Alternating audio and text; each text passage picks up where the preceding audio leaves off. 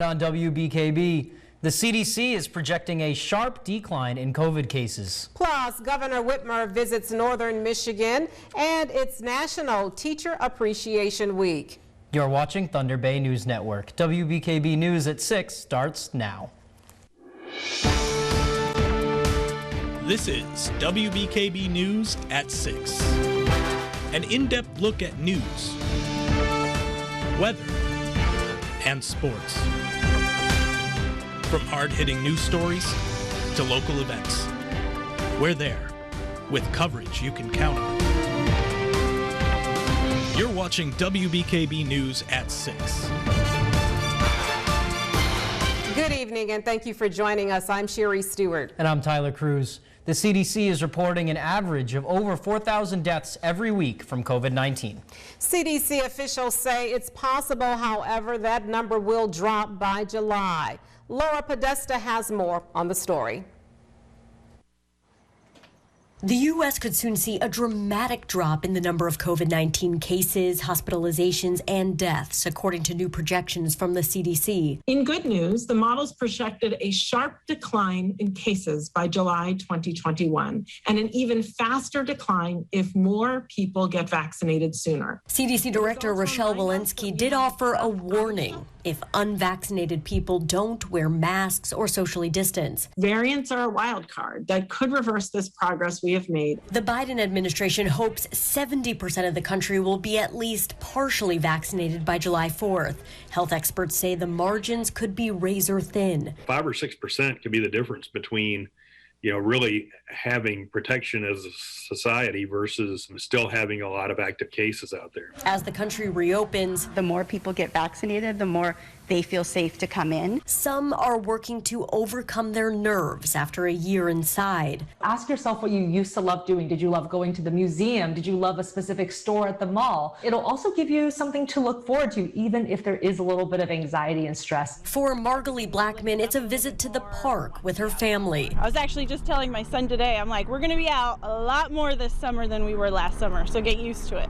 For others, it may be a trip to the ballpark. In New York, vaccines are being offered to people attending Mets or Yankees games. Fans who get a shot will be given a free ticket to a future game. Laura Podesta, CBS News. To help fight the virus overseas, the Biden administration is supporting a proposal that allows other countries to produce their own vaccines. While restrictions are still in place for large gatherings, the Michigan legislature just made an exception. The House and Senate voted this week to exempt high school graduations from emergency capacity limits. The bill allows high schools to make their own decision on how to hold their commencement ceremonies and bypass limits. The Republican-controlled legislature is just awaiting the governor's signature on the bill. Senator Mallory McMorrow was the lone Democrat to vote yes on the policy. Nobody doesn't want to get back to normal. Everybody wants graduation ceremonies, birthday parties, weddings, dinners. So I will be voting yes on this bill, but it is with a heavy heart that we are not doing more to get this state and all of our communities out of this pandemic. The bill passed by a 21-15 vote in the Senate and a 60-48 vote in the House. While both bodies passed the measure in a bipartisan manner, both Senate and House Democrats oppose the law. With graduations being just weeks away, many schools already have their events planned under current health department guidelines. We want to be able to celebrate her and the thousands of Michigan high school seniors across the state. But we have to do so safely. We have to do so in a way that protects everyone. The bill was sent to the governor yesterday. Currently, Alpena High School has their commencement ceremony planned outdoors at Wildcat Stadium. Now here's meteorologist Ellie Morrison with a first check of the weather. Ellie, we had sun for the first half of the day. Is it coming back out for the second? Tyler, we've got showers to contend with as we go through the rest of the afternoon and into the early evening. A few heavier bursts of showers, mostly west and south of Alpena. We're seeing that in central parts of Alcona County, back over towards central areas of Oscoda County near Maya, where you're seeing those pops of yellow and orange. The showers are just a little bit heavier. Also a heavier burst of showers now moving east of Hillman over towards Lachine, and we'll continue to see scattered showers over the next couple of hours. This round of showers is going going to head off to the east gradually and diminish overnight. Then dry weather tonight. The next round of showers moves into the western part of the state tomorrow morning, arrives here around midday tomorrow. Late tonight, it's also going to get cold enough that the National Weather Service has issued a freeze warning. So any vegetation sensitive to freezing or below freezing temperatures, you should certainly take precautions for those overnight. I'll let you know how many more frosty mornings we have in the forecast and how Mother's Day weekend is looking coming up later in the program. All right, Ellie, we'll see you in just a bit. Governor Whitmer spent time in northern Michigan Thursday. She made stops in Traverse City and Emmett County. The governor also traveled to the Rebuilding Michigan construction project in Clare, Michigan. Whitmer says the project is a top priority of her administration. The $14 million project includes resurfacing approximately 9 miles, that is, of US 127. The work is slated for completion in October 2021. Nice. Governor Whitmer also has appointed a new judge to Montmorency County's probate court.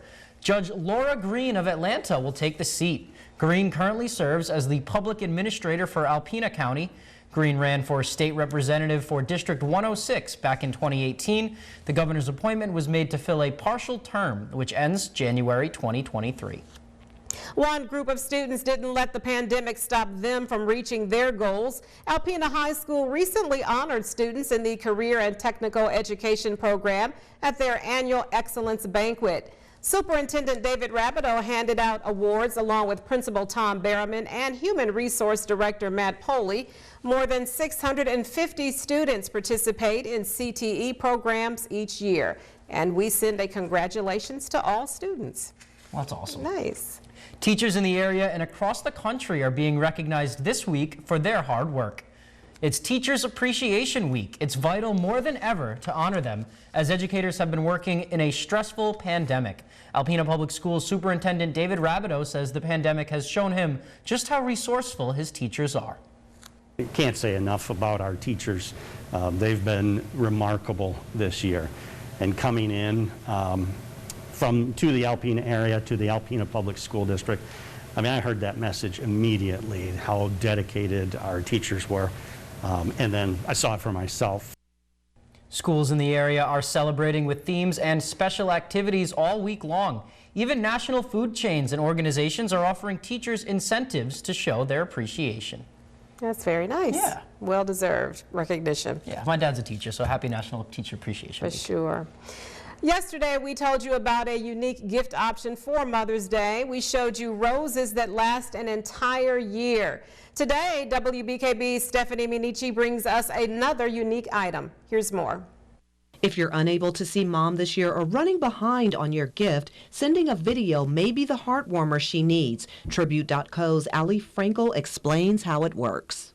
Well, we have a really simple process. It's an invitation for people to bring friends, family together to give video contributions. These could be stories, favorite moments, or just basic meaningful words of love and gratitude for this person. Frankel says you just set up your tribute page, answer meaningful prompts, and edit final product for Mom. If you don't want to do the video yourself, Tribute offers other options. We also have a concierge option, which means that all you have to do is collect the videos, invite your friends and community and family, and our team puts together the video montage for you. Frankel says Tribute.co is designed to be user-friendly. She says they have people of all ages who've used it successfully. Frankel adds why sending this video is so meaningful. This ability to share stories and sentiments of what you love most about that person, or tell a longer story than maybe would normally come up around the dinner table or on a phone call. That's the magic of a tribute. Frankel says it's their passion to get people to practice gratitude through meaningful, powerful acknowledgement. In Alpena, Stephanie Minichi, WBKB News. For more information on how you can create your tribute, you can visit our website at WBKB11.com. That's awesome. Nice. I gotta ask my mom which one she likes better, this one or last night. Or the roses, right. There's more news ahead for you here on WBKB. Coming up, a COVID testing clinic at one Alpena school this weekend, and meteorologist Ellie Morrison has your 7-day forecast next. A drake and a wood duck hen in the backyard are enjoying the water. I'm sure they've enjoyed this recent rainy weather. Thank you, Gail, for sending us this photo. And if you have a photo such as nature shots, pics with friends, or interesting sights you see that you'd like to send us, email it along with a short description to news@WBKB11.com. The ducks. Follow the ducks. Well, for sure. Yeah. Coming up on WBKB News, a warning for people with kidney disease, and Jake Vanderbrook will have the latest in sports. Stay tuned. Welcome back. Alpena Public Schools is hosting a COVID-19 testing clinic. On Saturday, May 8th from 10 a.m. to 4 p.m., there will be a drive-up testing event at Thunder Bay Junior High School in Alpena.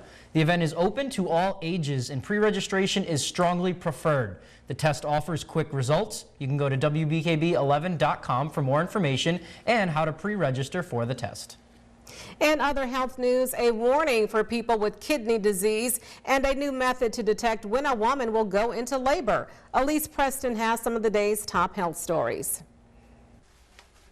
A blood test may help doctors determine more accurately how close a woman is to going into labor. Researchers at Stanford say they have developed a technique that analyzes a woman's immune signals and allows them to narrow the delivery period to 2 weeks. Doctors believe they can get even more precise as they perfect the technique.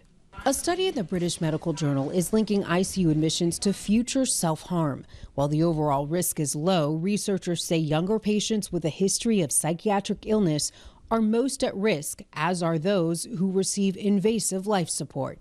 And older adults with kidney disease face a greater chance of developing dementia. That's according to Swedish researchers. Their study found that almost 10% of dementia cases can be tied to chronic kidney disease, and that the risk goes up with more severe kidney decline. Those are some of the day's top health stories. Elise Preston, CBS News, New York. Sports is coming up next, but first, Jake Vanderbrook is in with a preview. Jake, what a game today between the Sox and Tigers. Yeah, that was a really good game. The pitching, though, I mean, wow. I mean, yeah, Tyler, next in sports, one area soccer player will be taking his game to the next level. Find out who. Plus, that rubber match between the Red Sox and the Tigers. Let me tell you, the pitching, it wasn't that par. Highlights and more when WBKB News at 6 returns. That's all we have for you this evening. You can read more about our broadcast stories and get the scoop on other news items online. Just visit WBKB11.com for sports, weather, and news updates anytime, day or night. And check us out on our Facebook page and Twitter handle at WBKB11. Be sure to catch us back here tonight at 11 with Stephanie Manici. Have a great evening.